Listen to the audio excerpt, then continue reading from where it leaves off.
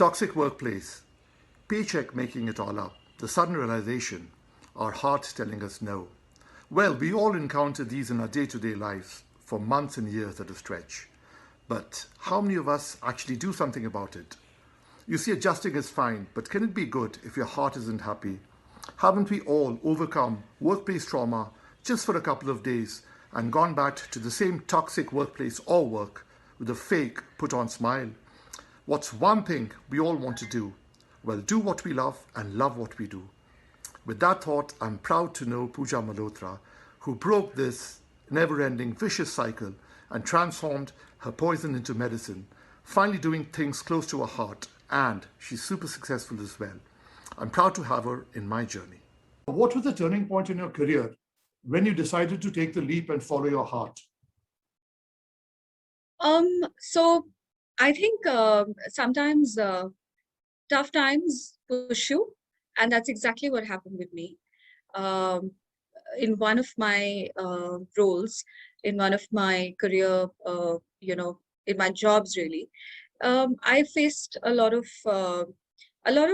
tough situation, more from the way the environment was. It was a very toxic environment, and I wasn't used to it. I had never really experienced it. I've always had a fair amount of challenges and everything, but I've had a great journey so far, and I've been in the industry for about a good 2 decades or so.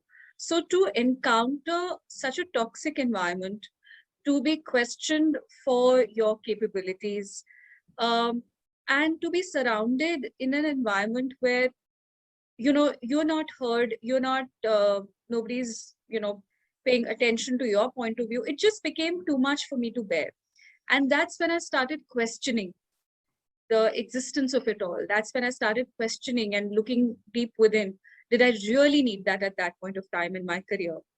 And also that maybe there was something more to it that I needed to tap into. And that's really what made me introspect and make changes for the better. So once you go back in time, how difficult or easy was it for you to take this plunge? So it wasn't easy for me. I had been working for a very long time. Like I said, I had been working for over about 15, 16 years, maybe more by then. So to decide to suddenly quit is not an easy option, not an easy decision. But it was certainly building up over time. And I think there reaches a point where you start questioning your own self, because of the environment, because of the way what I was going through. I had almost started questioning my own confidence and capabilities. And when you start introspecting, you start realizing and feeling that this is not what you really signed up for. And one is a surface level dissatisfaction, which happens to most of us, in our jobs, in our lives. And there is another change that takes place sometimes at a very deep level, you know. And if you're able to recognize that, and you know that it's impacting you adversely, then it really is time to do something about it. And I think that's what changed, and that's what prompted me to take this decision. And for me, that was the trigger. That when people started telling me that I've become irritable, when I realized that I wasn't smiling at all, I wasn't laughing, I was not being myself. I think for me, that really was the trigger. So now, if you look back today, would you have done the same thing if life would have given you a second chance? Absolutely.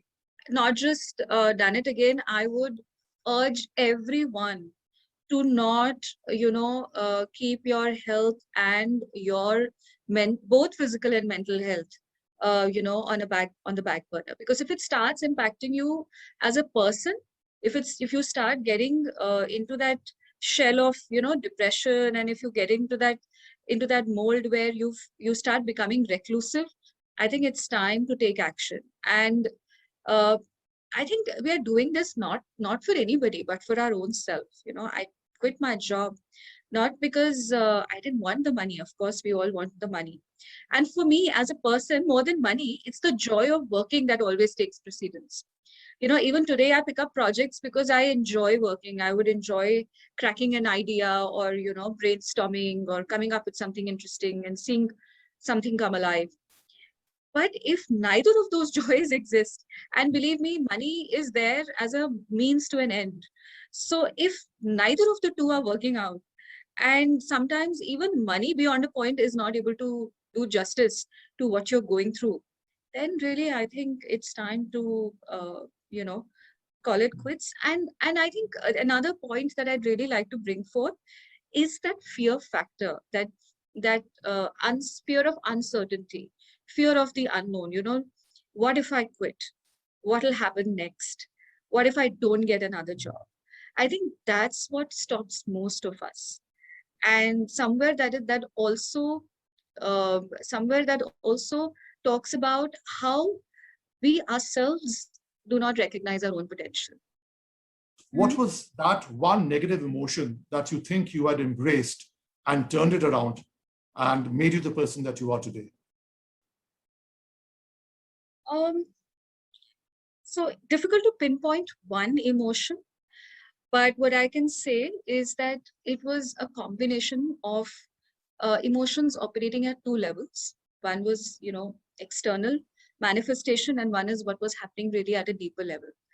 And, the external manifestation was really, anger, frustration, because nobody's trying to get you, you're not trying to figure out what's happening.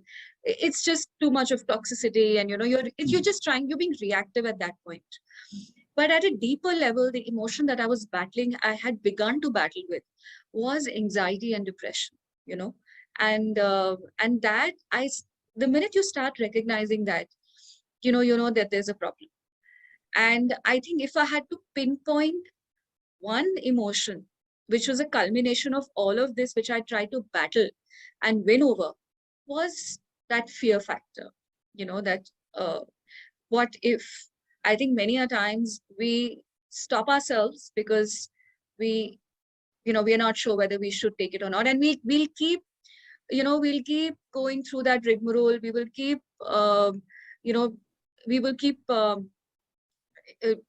bothering ourselves, troubling ourselves with what is going around without taking any action.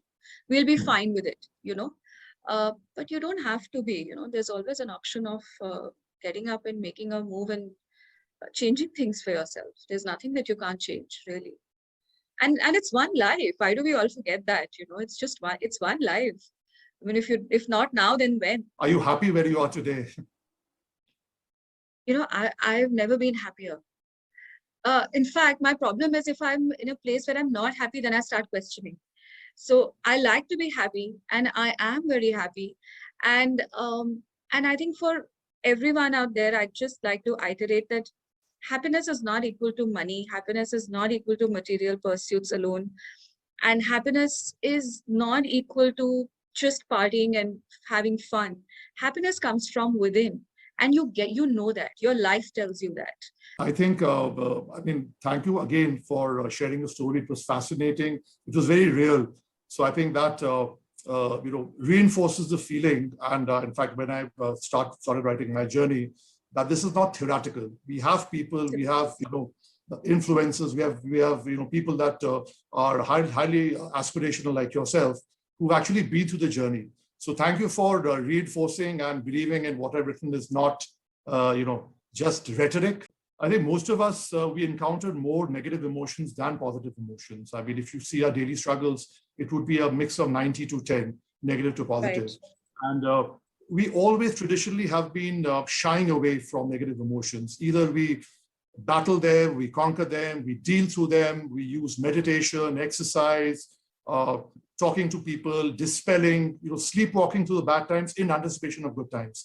But what you've done is, and what we do unconsciously also is, you've taken, that negativity, that fear of the unknown, you've translated that into the life. So that is a good manifestation of what I've written. Thank you again for sharing.